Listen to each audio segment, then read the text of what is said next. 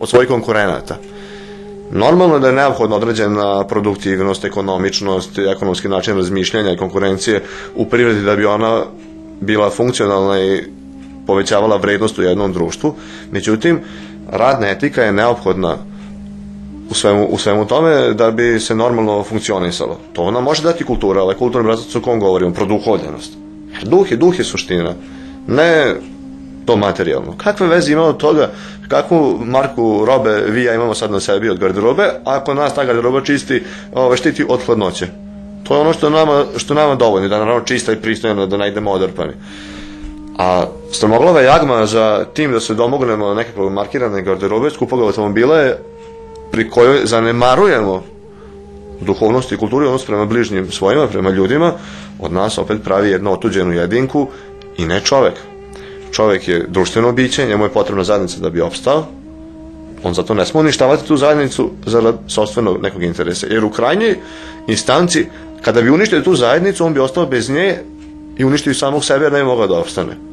A to slepilo koje nam nameće potrošačko društvo ne dozvoljava nam da vidimo ovu jednostavnu istinu.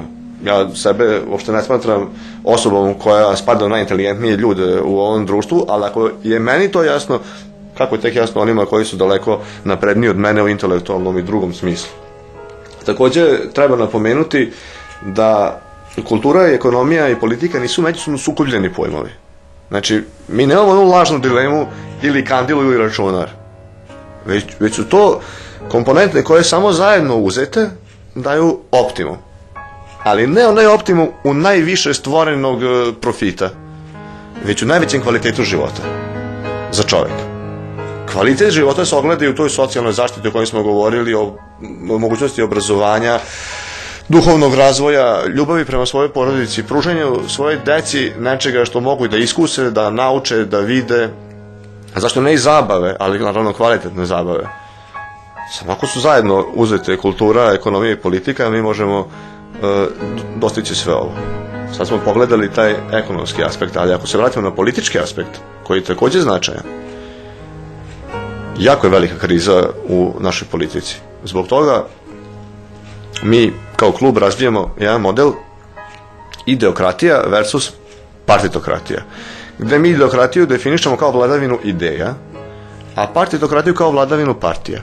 Jer partije ljudima koji nisu uključeni u neku političku stranku deluju onako daleko, možda ne samo što ne shvataju, nego i ne razmišljaju o tome šta je u stvari partija. Partija je u stvari samo jedan skup ljudi koji su interesno integrisani u takvu grupu koja se naziva političkom strankom, koja teži da instrumentalizuje državu kako bi državi nametnula određene svoje poglede, svetonazore, na primjer. I sad to nije samo po sebi loše. Ako ste vi neko vaše društvo organizovani u jednu političku stranku koja ima nameru da na način na koji ona misli najbolje vodi zemlju i da joj omogući prosperitet njoj i njenoj naciji, to je okej. Međutim, nažalost, to je dovedeno do perverzije, gde sada jedina svrha bavljenja politikom postaje da moja partija dođe na vlast i da onda ja zloupotrebim državne resurse, koji su veliki. Zbog toga postoji korupcija, baš zbog onog poluintelektualca o kojem je govorio Slobodan Jovanović, što oni vide samo lični interes. A normalno je da čovjek ima lični interes. Međutim, normalno bi bilo da taj lični interes ostvaruje u sklopu opšteg interesa, interesa svih nas. A ne da zanemaruje opšti interes samo zbog toga da bi lično prigabio što više materijalnih resursa. To je suština naše političke scene sada. Jer ako pogledate ministre u svim strankama, i koji su bili na vlasti i koji su bili u opoziciji, vi ćete vidjeti mnogo njih da sa diplomama, Mašinskog fakulteta vode armiju, sa diplomama psihologije vode telekomunikacije, bez bilo kakvih diploma vode određene resurse, bez radnog staža, što je najvažnije, ne samo fakultetski diploma. Vi završite fakultet, pa šta ste, ne znate ništa da radite, morate da budete pripravnik negde, nešto da učite. A kod nas imate ministre koji bez ikakvog radnog staža, osim u svojoj stranci, dobijaju poverenje od opet svojih tih stranačkih struktura, upravljaju različitim velikim sistemima ili ministarstvima. I to ne možete da radite. Vi ste morali kroz privredu da se negde dokažete, da ste vodili neki veliki kolektiv, da ste tamo napravili rezultate, da ste zaposlili stotine ljudi, omogućili da se zaradi veliki novac, pa deo toga da se uloži u kulturu tog svog podneblja, uređenje, u obdaništa, u crkve, u škole, pa da ste tim svojim vlasnicima kapitala omogućili da i oni nešto zarade, da se ti ljudi školuju, da se naprave recimo obdaništa pri fabrikama, zato što postoji recimo problem sa vrtićima, deca nemaju gde da odlaze i slično, pa onda da dobijete poverenje od naroda da vodite i državu i neke njene velike sisteme ministarstva. A ne samo zbog toga što ste u dobrim odnosima ili ste potplatili nekoga koji je u nekoj stranačkoj vrhuški, vi dobijete visoke državne položaje i time uništavate ovu državu i njeno društvo.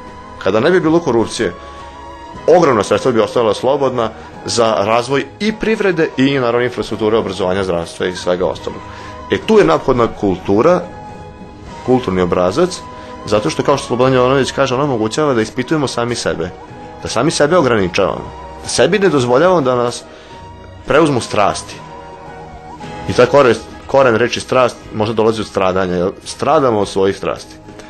Ako dopustimo da nas obuzmu te silne strasti, prohtevi, materijalna želja za materijalnim dobitkom, onda mi ništa drugo ne vidimo i ne možemo da pomognemo onima kojima bi trebalo da pomognemo kao državno vojstvo, ako se razgovaramo o političkim strankama. Naša je jedina svrha da omogućimo da država napreduje i svi građani u njoj kao političkog vojstva, a ne da mi lično napredujemo i tu u smislu materijalno, što je katastrofalno, etičko, filozofsko i bilo kog aspekta hoćete da pogledate.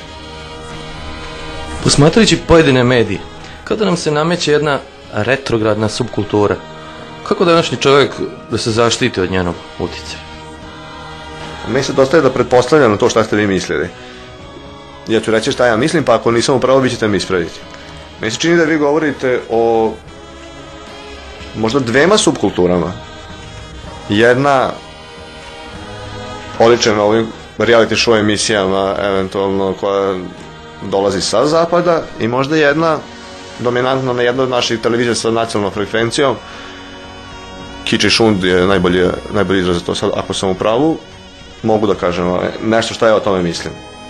Naročito zbog toga što mi kao klub smo i izdali tako nekoliko tekstova koji se bave kulturnim obrazcem u našoj subkulturi.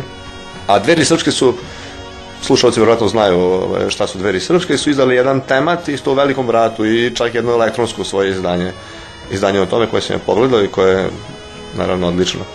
Nostalgski teolog Dejan Perišić, koji je isto aktivan u klubu, je baš rekao da je strašno što te ideje ubrzo dobijaju pravo građanstva, znači ta subkultura koja je nama recimo pre 5-6 godina delovala čudovišno, nenormalno. Mislili smo se da nikad neće pojaviti kod nas, kada smo možda na nekoj televiziji videli show emisiju Menjam ženu, u kojoj jedna porodica pristaje da svoju suprugu pošalje u neku drugu porodicu, u neki drugi grad, a da prihvate neku suprugu iz tog nekog drugog grada i ne znam u kom periodu, verovatno nedelju dana ili nešto, oni žive zajedno, delili kuhinju i pokazuju se kao takvi na televiziji, egzibicionistički, kao u nekom zoološkom vrtu. To bi to gledala neka rulja, slobodno mogu reći. To je dehumanizacija potpuno. Mi smo mislili pre 5-6 godina da to nemoguće se kod nas dogoditi, nego da će to biti samo tamo na trulom zapadu, kako neki umeju da kažu, gde je u krizi porodica, duhovna, svaka druga moralna vrednost. Međutim, kao što je dijagnosticirao gospodin Perišić, mi to vidimo već nekoliko godina kod nas na našim televizijama. Uopšte taj fenomen tog reality show programa, koji se nama predstavlja kao neko vrhunsko dostignuće televizijskog stvaralaštva, je potpuno dehumanizujući. Zato što on te ljude koji, bez toga što oni dobrovoljno pristaju da tamo dođu, ali to je i zbog toga što su im mediji izgradili jedan takav duhovni kulturni obrazac, pa oni ne vide u tome ništa loše, njih izlaže kao životinje u kavezu. Neke kamere prikazuju kako ljudi idu u toalet, kako spavaju, kako peru zube, kako razgovaraju o nekim besmislenim zadacima koje im zadaje nekakva producentska kuća, čiji je jedini cilj da zaradi novac, da napravi profit, vjerojatno se tu plaćaju neke reklame ili sponzori postoje i ostalo.